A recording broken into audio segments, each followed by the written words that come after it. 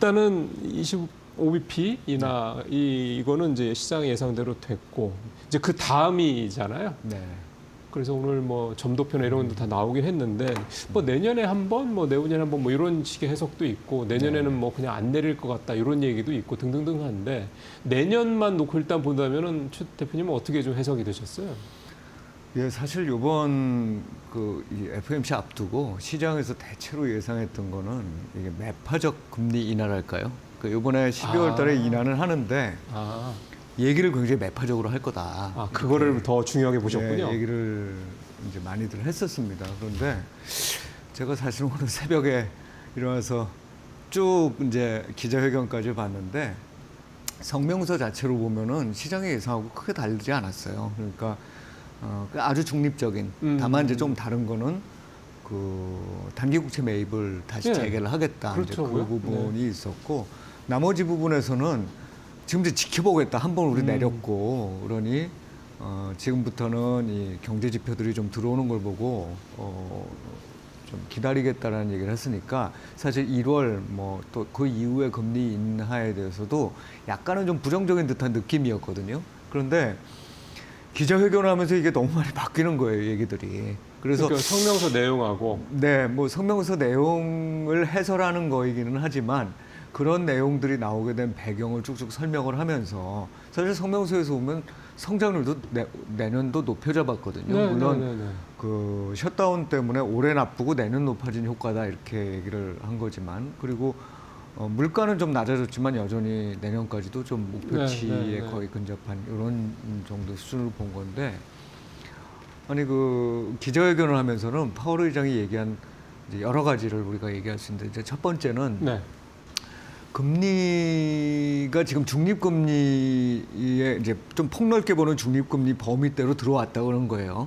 근데 3.5%까지 내려오게. 예, 3.5에서 3.75니까 그게 이제 본인들이 생각하는 좀 넓은 범위의 중립금리 안에는 들어왔다. 이거는 분명히 보면은 아, 이미 중립금리 안에 들어왔으니까 더 내릴 룸이 없네 이렇게 인식할 생각을 할 수 수도 있는데 있죠. 네, 네.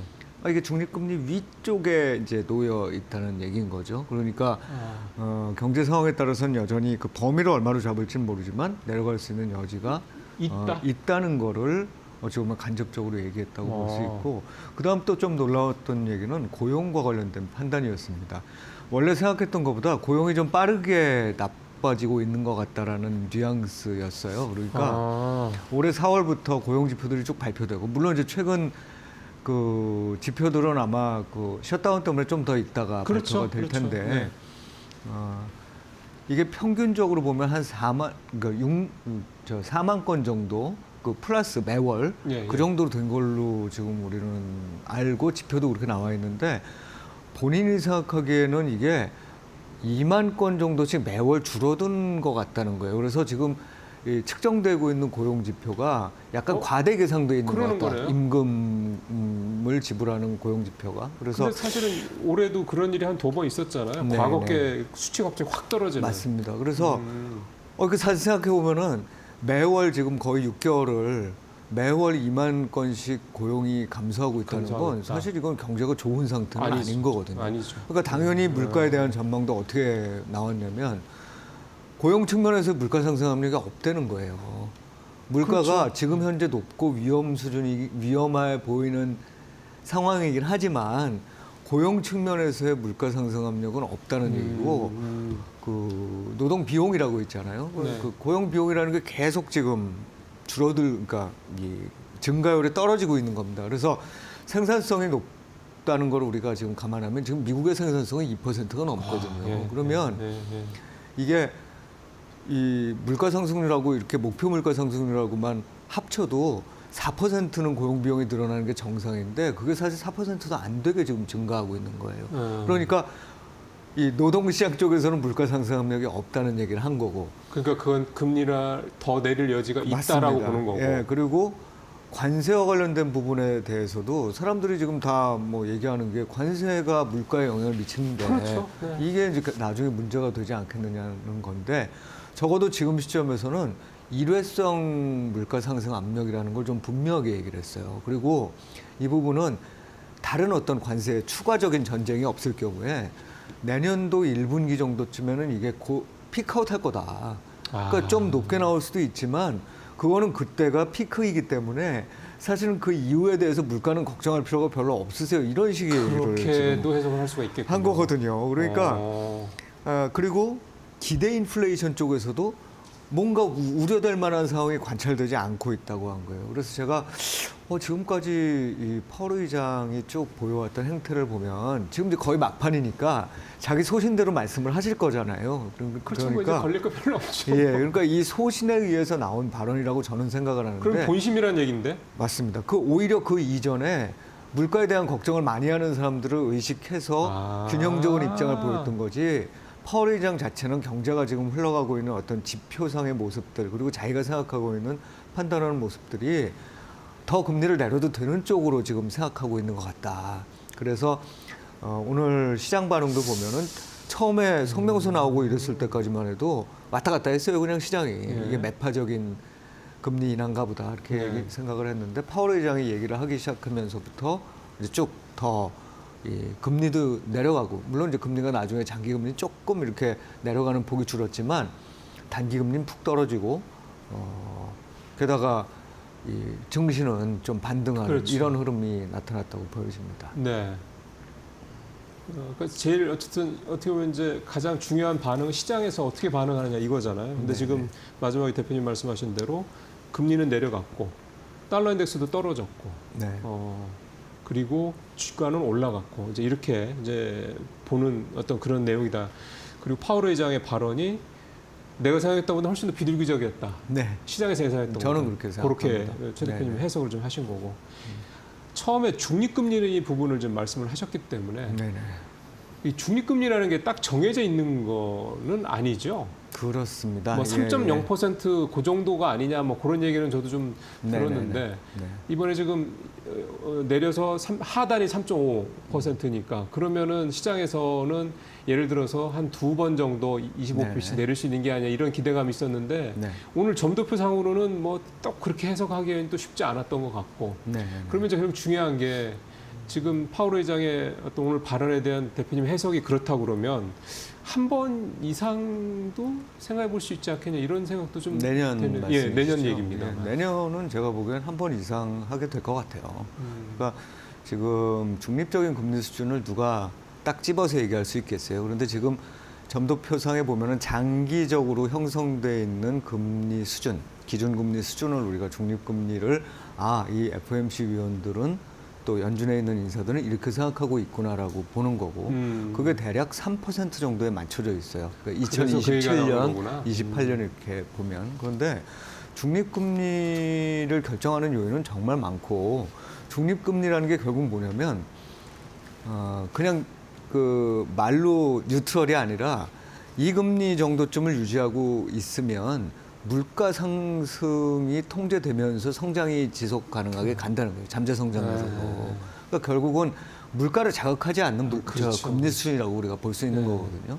근데 아까 말씀드렸듯이 생산성이 지금 높아지고 있다고 그런 거잖아요. 생산성이 높아지고 있다는 건 수요가 늘어나더라도 그거를 감수할 수 있는, 그렇죠. 그러니까 감당할 수 있는 공급이 늘어난다는 그렇죠. 얘기이기 때문에 그렇죠.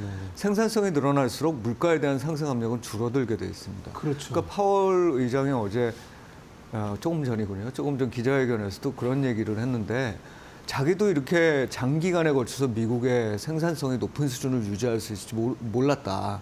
그 다음에 AI에 대한 질문에 대해서는 그렇죠. AI가 생산성을 더 올릴 수 있는 가능성을 부정하지 않았어요. 그러니까 지금까지 미국이 생산성이 높았던 것도 이건 AI의 영향이라고 다 볼 수 없는데 그것도 앞으로. 놀랍지만 앞으로 AI라는 게 들어왔을 때 물가 상승 압력을 더 내릴 수 있다라는 뉘앙스로 저는 읽혔거든요. 그 얘기인즉슨 금리를 좀 더 낮추더라도 인플레이션이 발생할 가능성이 좀 작다는 그렇죠. 거예요. 그러니까 결국 내년에 그러면 그 상황을 우리 전체적으로 인지하게 됐을 때 진짜로 파월 의장이 얘기한 대로 고용시장이 나쁜 게 눈에 보이기 시작한다. 그럼 어떻게 했느냐. 그러면 사실은 중립적인 수준 이하로 금리를 내릴 것까지도 우리가 고려를 해야 된다는 그렇죠. 거예요. 경기가 나빠진다는 얘기니까. 그러니까 연준 위원들은 본인들이 지금 3% 정도를 장기 균형 중립 금리로 생각을 하고 있으니 그거에 맞춰서 내적인 컨시스턴시, 그러니까 일관성이 있으려면 올해 한 번, 그러니까 내년에 한 번, 후년에 한번 이 정도쯤 금리를 내리면 그 정도쯤에 맞춰지는 거 아니겠어라고 본인들의 내적 일관성은 맞추고 있는 거라고 봅니다. 그런데 만약에 진짜 금리가 낮아지기 시작한다 그러면 중립적인 수준 자체에 대한 지금 논란도 있는데 그것도 더 내려가 있을 수 있는데 그렇죠. 우리가 내려야 되는 수준은 중립 이하로 내려야 된다는 거예요.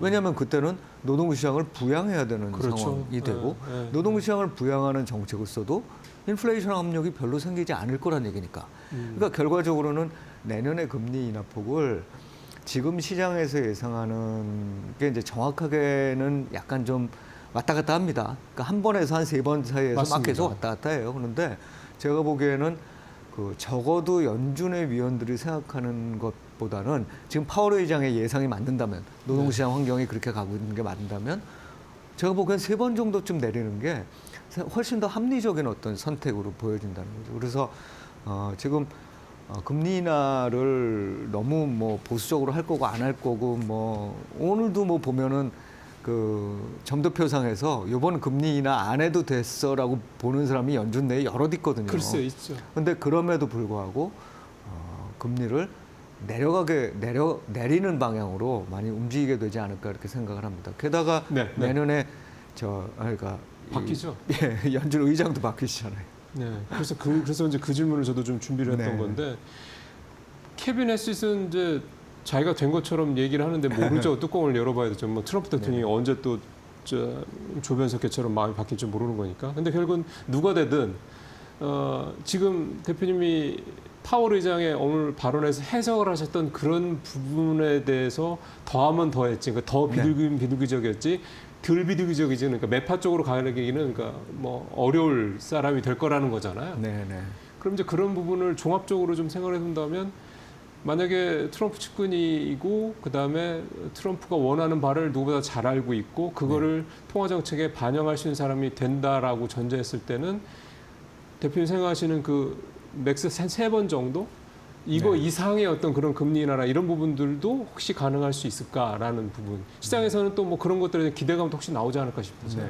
일단 뭐 너무 과하게 기대를 갖는 거는 그렇고 한 세 번 정도 일단 내년에는 생각을 하는 게 좋을 것 같고요. 네. 캐비넷이 될지 안 될지 잘 모르겠어요. 맞아요. 왜냐하면 지금의 이제 우려라기보다는 그 시장도 그렇고 아마 트럼프 내각에서의 생각도 고민이 많을 거예요. 이분이 되면 우리 생각을 정말 잘 알아서 정책이 잘 정렬이 될 텐데라고 생각을 하는 부분도 있지만 오히려 너무 친하면 부담이 될 수도 있죠. 그럼요. 예, 그러니까 시장에 분명히 반발 나오죠. 예, 쓸데없는 어떤 공격의 대상이 될 수도 있습니다. 근데 물론 이제 그런 것도 무시하고 또 인선을 하는 게 트럼프 대통령의 어떤 스타일이기도 하기 때문에 우리가 확신을 할 수 없지만 어쨌든 그럼에도 불구하고 이제 케빈 해시스 가장 유력하게 등장했으니까 이분을 좀 살펴봐야 되는데 이분은 기본적으로 경제학자신데 우리가 보통 얘기하는 공급론자라고 얘기하는 분 중에서도 그러니까 이게 보수주의 경제학 그러니까 이제 신고전파 경제학의 이제 한 뿌리로서 케인지안하고 좀 다르죠. 많은 경제학자들이 케인지안이라서 정부가 막 뭘 해야 되고 이러는 건데 이분은 정부는 규제 완화해야 되고 감세해야 되고 신자유주의 쪽이고요. 맞습니다. 네. 신자유주의보다는 약간 이제 경제학적으로 따지면 신고전파라는 표현이 더 네. 맞겠습니다. 네.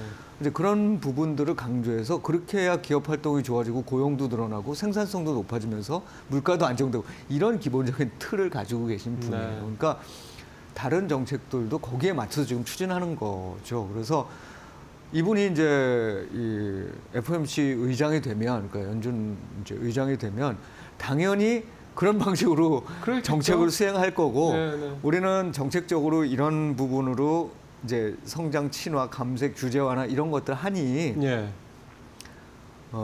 이 상태에서 아마 생산성도 올라가고 물가는 안정될 거라서 계속적으로 기업 투자나 개인들의 어떤 투자를 활성화시킬 수 있는 방안으로 연준은 움직여주는 게 좋다라는 의사결정을 내릴 가능성이 매우 높죠.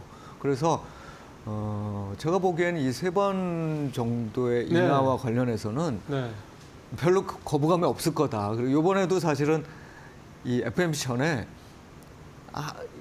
더 내려도 될 거라고 생각을 했고 그다음에 왜 연준 지금 위원으로 지명된 분 중에서 스티브 마이론이라고 있잖아요. 그분도 예. 이번에도 보면은 또 50pp 인하해야 50pp죠. 된다고. 그 양반은 계속 얘기를 50pp예요. 하셨어요. 그러니까 이분들의 기본적인 생각은 당신들이 생각하는 것처럼 그렇게 막 인플레이션에 대해서 지금 걱정을 할 만큼 생산성이 낮고 이상한 일들이 벌어지고 있는 게 아니다 이런 얘기고 이거에 우리가 주의를 기울여야 되는 건 사실 저희가 이념도 떠나고 뭐 여러 가지 그런 호불호를 떠나서 좀 평가해 볼 필요가 있는데 트럼프 일기 때 이런 정책이 본격적으로 시행이 됐잖아요. 근데 지금 와서 우리가 트럼프 행정부 때의 어떤 경제 성과가 네. 미국한테 굉장히 나쁜 거였냐고 얘기를 하면 그렇게 생각하는 사람들이 또 많지는 않을 거예요. 그러니까 물론 분배나 이런 측면에 있어서의 부담이나 이런 거는 그렇죠. 뭐 당연히 네. 있지만 네. 기본적으로 미국 경제가 성장하는 데 있어서 그리고 인플레이션이 그렇게 낮지 않은 상태에서 성장하는 데 있어서 트럼프 대통령이 굉장히 나쁜 영향을 미친 대통령이었냐고 생각을 하면 그건 아니었다는 거예요. 그래서 많은 사람들이 이념적으로 공격하고 그러는 것처럼 그렇게 잘못될 거라고 우리가 예단할 거는 아니다. 그러니까 뭐 무슨 이민이 어떻고 뭐가 어떻고 이제 그런 네. 것들이 되게 많지만 실질적으로 미국의 경제 자체만큼은 네. 좋아지고 있다. 맞습니다. 그래서 이 부분을 우리가 너무 경시하면 안 된다. 이제 트럼프 대통령 자체를 좋아하고 아니고의 그렇죠. 문제, 뭐 이런 문제는 거는 다른 거죠. 거예요. 맞습니다. 이런 거는 다른 네. 거고 네. 그 사람이 얘기하는 그분이 얘기하는 어떤 미국 경제를 네. 조합해 나가는 이 전체적인 게 미국 경제에 도움이 될 거냐 아니냐만 네. 놓고 따진다면 사실은 충분히 긍정적인 효과를 낼 수 있기 때문에 지금 캐비넷이 되고 난 이후에 만약 금리를 더 시장보다 생각보다 내린다고 해서 막 물가가 올라가고 미국 경제는 망가질 거야. 이제 미국은 뭐 예를 들면 부채 문제로 다 가라앉을 거야. 이렇게 얘기를 하는 건 이건 상당히 어찌 보면은 예. 다른 시각, 미워하는 시각이 포함된 거다. 그래서 우리는 좀 예. 균형적으로 볼 필요가 있다. 이렇게 생각이 듭니다. 오늘 마지막 질문은 이제 이 말씀을 드려야 될 것 같아요. 앞에서 이제 대표님도 언급을 하셨던 부분이긴 한데 네. 12월 10일부터 400억 달러의 네. 단기채를 이제 뭐 받겠다 이제 그걸 이제 흡수를 하겠다. 그래서 결국 시중의 유동성을 풀겠다는 얘기가 되는 거잖아요. 네네. 그리고 또 12월 1일부터는 QT 중단을 한 했죠. 상태고. 예. 결국 이제 두 가지는 거기다가 금리 인하까지 한 거고 네. 이 두 가지는 결국은 유동성 부분에 대해서는 시장이 생각했던 거 이상으로 뭔가 계속해서 풀겠다 이런 얘기가 좀 되는 건데 네네. 주시장 측면에서 봤을 때는 뭐 호재 아닙니까? 그렇다고 봐야죠. 네네. 그러니까 이번에 QE라는 표현을 안 썼어요. 그렇죠. 그러니까 이제 그런 표현을 QE는 보통의 경우는 굉장히 스트레스풀한 환경 하에서 장기 금리를 맞습니다. 떨어뜨리고 뭐 이런 목적 하에서 돈을 푸는 거니까 규모 측면에서나 뭐 어떤 개념 정의적 측면에서 QE라고 보기는 어렵지만 그래도 한 3년물까지는 사준다고 보면 이제 많은 분들은 또 QE라고 이걸 해석할 수밖에 없을 그렇죠. 거고 그렇죠. QE를 하면 유동성이 많이 풀리니까 기본적으로 나타나는 효과는 자산 가격 쪽에는 우호적일 거다. 그렇죠. 위험자산 쪽에 이렇게 볼 수 있겠습니다. 이제 거기에 플러스가 되는 건 네. 이러한 행태가 결국은 인플레이션을 자극해서 그렇죠. 전체 시장을 다시 한번 망가뜨리는 거 아니냐. 그리고 어떤 정부의 방만한 그 재정 정책을 어찌 보면 이제 허용하는 거죠. 이제 그런 인식으로 받아들여져서 이거 미국 경제가 또 다른 리스크에 들어가는 거 아니냐는 얘기를 하실 수도 있는데 그러니까 거품론이 한마디로 다시 부상할 수 있다는 얘기군요. 예, 네. 근데 그런 부분들에 대해서는 그건 우리가 지나가면서 실제로 그런 현상이 나타나는지를 좀 관찰하면서 보면 될 것이고 지금부터 예단할 필요는 별로 없다. 지금은 이제 오히려 이 유동성 상황에 대해서는 적어도 이건 뭐 내년도 4월달 세금 문제라고는 하는데 사실 그것보다는 기본적으로 유동성 부분에서 네. 단기 금리가 올라가고 이런 불편한 상황들은 경제 주체 모두한테 좋지 않다는 인식을 그렇죠. 분명히 하고 있는 거니까 네. 그 부분에 대한 어떤 이 대응을 늘 한다는 점에서 사실은 전반적인 어떤 이제 통화 정책 기조가 위험 자산 쪽에는 나쁘지 않다 이렇게 글쎄요. 해석하는 게 맞을 것 같습니다. 예, 지금 이제 오늘 전체적으로 연준의 이 결정 내용, 그다음에 파월 의장의 발언이 성명서 내용보다는 조금 더 비둘기적이었다. 네. 이 말씀까지 좀 들어봤고, 그다음에 우리가 좀 기대하는 대로 이번에 금리 인하 그리고 QT 중단, 그다음에 뭐 QE라고 사실상 QE라고 뭐 해도 뭐 될 것 같은데 어쨌든 뭐 부르기 나름일 것 같습니다. 예, 단기채를 매입을 하겠다 이런 전반적인 것들이 시장에 계속 돈을 풀겠다는 연준의 어떤 정책 의지를 보여줬다 이렇게 좀 해석을 좀 해볼 수가 있는 겁니다. 자, 이런 이제 전반전에서 시간 한 1분 채 한 1분 정도긴 합니다만 네. 시장에 대한 투자 전략은 짧게 어떻게 좀 가져가면 좋을까요? 네, 지금 이제 11월 초부터 시작된 조정이 거의 막바지 국면으로 이제 왔고 그렇죠. 사실은 12월 들어서는 이제 오르는 쪽으로 조금 더 이제 방향성이 맞춰진 것 같아요. 사실은 계절적으로나 조정의 폭, 그다음에 기간 이런 걸 따져봤을 때 다시 전반적인 상승 추세로 회귀할 가능성은 매우 높아 보입니다. 예. 예, 이제 다만 지금 미국 시장에 뭐 유동성 문제도 있지만 밸류에이션 문제 같은 것들이 늘 있고 AI 거품론이라는 게 끊임없이 지금 양산되잖아요. 특히 어제도 보면 오라클 같은 데들의 이 재무적인 문제가 대두되니까 그런 부분들을 좀 조심하시되 전반적인 상승 추세가 지속되고 네. 있다는 거는 인정을 하고 우리가 시장에 접근해야 되겠다 싶습니다. 이제 산타렐이나 이런 부분에 대한 기대감이 이제 오늘 이 결과를 가지고 어떻게 나타날지는 이제 내일 이제 뉴욕 시장에서 움직임을 보면서 좀 저희가 좀 더 확연히 알 수 있을 것 같긴 합니다만은 기본적으로 시장의 어떤 부분들은 이런 부분들은 긍정적인 측면으로 네, 그렇게 접근하면 생각을 좋겠다 합니다. 이렇게 네. 해석을 오늘 최성환 대표 말씀 통해서 확인을 좀 해봤습니다. 대표님 오늘 말씀 잘 들었습니다. 예, 고맙습니다. 고맙습니다.